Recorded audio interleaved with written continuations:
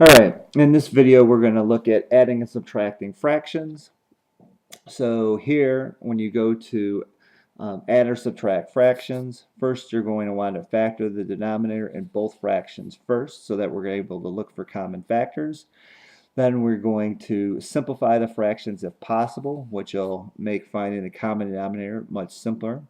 Then you're going to look for the least common denominator.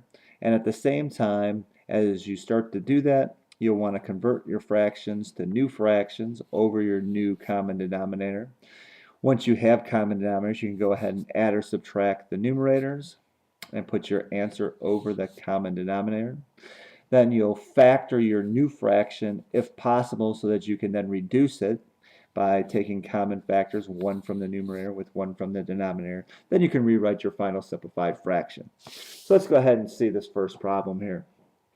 In the first problem, we have two denominators that there was no adding or subtracting in whatsoever, so there's no factoring that we can do. So in this case, we can go ahead and make these into two new fractions.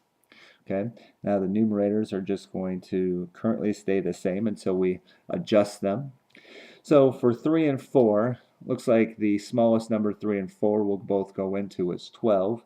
So we're going to make this a 12 and this a 12.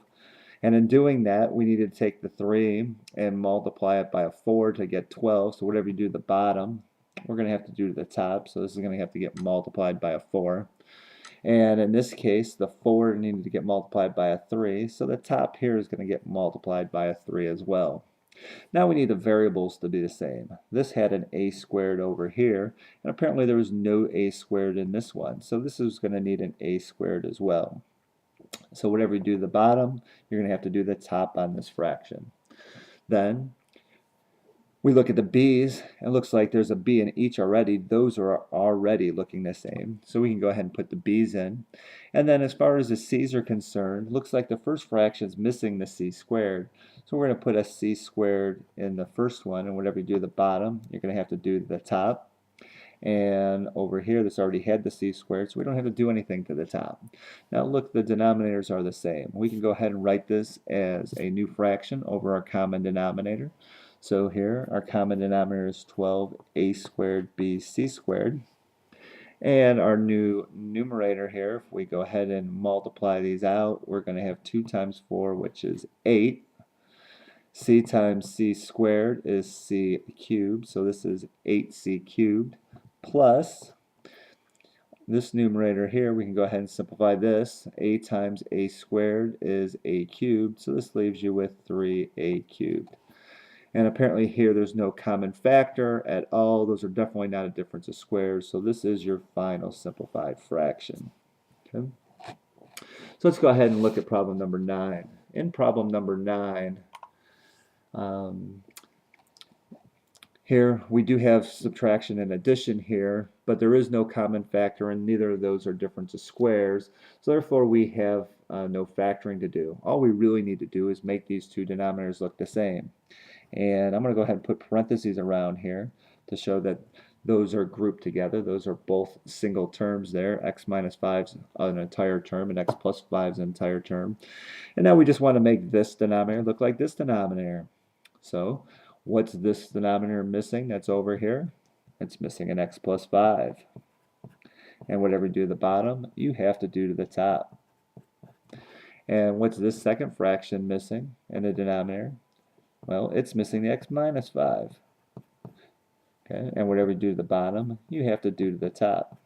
Now notice both denominators have an x plus 5 and an x minus 5. Okay, so now we're able to write this as one fraction. So our common denominator is x plus 5, x minus 5. And our new numerator, we're going to have 7 that has to multiplied by x plus 5, so we're going to need to distribute there. And we're going to have this 3 that needs to be distributed to the x minus 5. So if we do that, 7 times x is 7x, 7 times 5 is 35. Then we have the 3 times x, which gets you plus 3x, and then 3 times negative 5 gets you negative 15. Okay. Now we're able to go ahead and add like terms, and looks like we have two terms that have x in them. So that gets you 10x, and then we have a 35 and a minus 15, which gets you a plus 20. And then that's over a common denominator of x plus 5, x minus 5. Okay. Now you would really want to factor this numerator here to see if this will cancel here. There is a greatest common factor of 10, which would leave you with an x plus 2. Now you could go ahead and list that numerator as x times x plus 2, but you'll notice the x plus 2 will not cancel with any of the x plus 5s or the x minus 5. So this would be your final answer. However, we would accept the 10 times x plus 2 in the numerator if you would so choose.